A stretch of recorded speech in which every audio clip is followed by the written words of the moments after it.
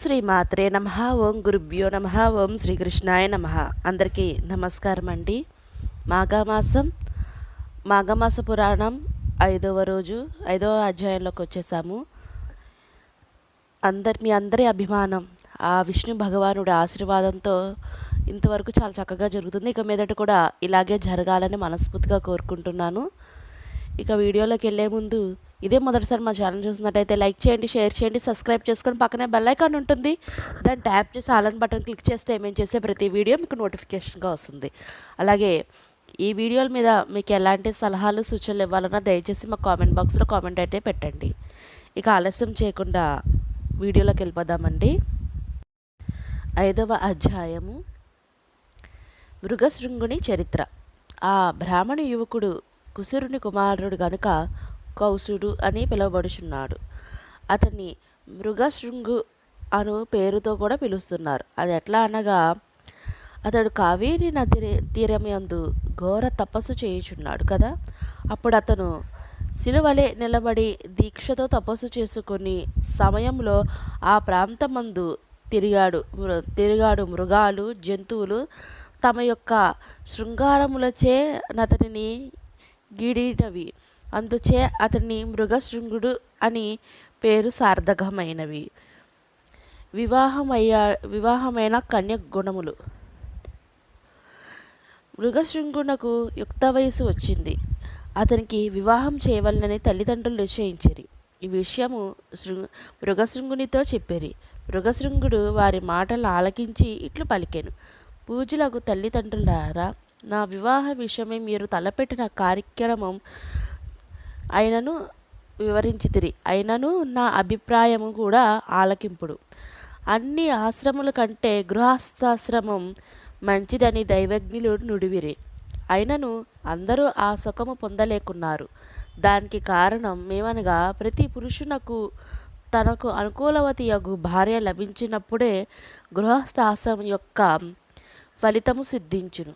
దానికి ఉదాహరణగా స్త్రీ ఎట్లు ఉండననగా కార్యేషు దాసి, కరణేషు మంత్రి, భోజ్యేషు మాత, శయనేషు రంభ, రూపేష లక్ష్మి, క్షమయా ధరిత్రి.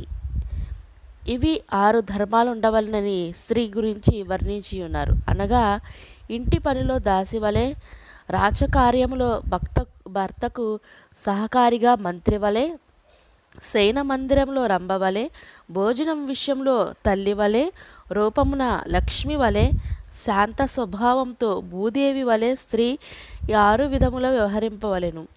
అంతేగాక చతురర్ధ పురుషార్థాలైన ధర్మ, అర్థము, కామము, మోక్షము అని 4 పురుషార్థములో మోక్షము ప్రధానమైనది. అటువంటి మోక్ష సాధనపుడు మిగతా 3 అనవసరం. ధర్మాన్ని, అర్థాన్ని మనుజుడు ఏ విధంగా సాధించునో కామమును కూడా అట్టనే సాధించును. ప్రతి మానవుడు వివాహం చేసుకునేందు కన్య యొక్క గుణగణములు తెలుసుకోవలెను. జీవితము సుఖములో భార్య ప్రధానమైనది కనుక గుణవంతురాలకు భార్య పొందుట కన్నా మరొక స్వర్గము లేదు. గుణవతి అగు పత్నితో కాపురం చేసిన ఆ సంసారము స్వర్గతుల్యమగును. అట్టి మనుష్యుడు కూడా ధర్మ, అర్థ, కామ, మోక్షములు అవలీలగా సాధించును. అదే భార్య గయ్యాలి, వినయ విధేయతలు లేనిదో ఆ భర్త నరకము బోలిన కష్టములు అనుభవించును. మరలా నరక కూపంలోకే పోగలడు. కనుక పెండ్లి చేసుకునే ముందు స్త్రీని అనేక విధములుగా పరిశీలించి వివాహం ఆడవలెను. అదెట్లన్నా కన్య ఆరోగ్యవతి అయి ఏ విధమైన రోగస్తురాలై కాకుండా ఎంత అందమైనదైనను మంచి కుటుంబంలోని కన్య అయ్యి ఉండవలెను. బంధువులు మర్యాదలు తెలిసి విద్యావంతురాలై దేవ బ్రాహ్మణులను పూజించుచున్నదై అత్తమామ మాటలకు జవదాటనై ఉండవలెను. ఈ నీతులన్నీయు మునుపు అగస్త్య మహాముని చెప్పి ఉన్నారు గాన అటువంటి గుణవతిరాలైన కన్యనే ఎంచుకోవలెను. అయినను అదెట్లా సాధ్యపడును అని మృగశృంగుడి తల్లిదండ్రులు మనసులో అనుకున్నారు.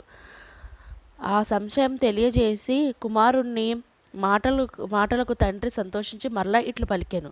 కుమార, నీ మాటలకు నాకెంతో సంతోషం కలిగి ఉన్నవి. వయసులో చిన్నవాడైనను మంచి నీతులే నేర్చుకున్నావు.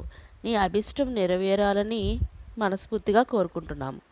దయాగలుడై శ్రీమన్నారాయణుడే తీర్చగలడు, భగవంతునిపై భారం వేయము అని పలికెను. ఇట్లు మాఘమాస పురాణం 5వ అధ్యాయం సంపూర్ణం. మాఘమాసంలో మాఘపురాణం చాలా విశిష్టమైనది. ఈ మాసం అంతా శ్రీ మహావిష్ణువుకి ఎంతో ఇష్టమైన మాసం. ఈ మాసంలో ఈ పురాణం వినడం వల్ల మనసుకి సంతోషం, అలాగే కుటుంబంలో సుఖశాంతులు కూడా ఉంటాయి. పురాణ గాథలు ఎన్ని విన్నా సరే వినాలని అనిపిస్తుంది. అన్నీ తెలుసుకున్నా సరే ఇంకా ఇంకా ఏదో తెలుసుకోవాలనే మనసుకు అనిపిస్తుంది.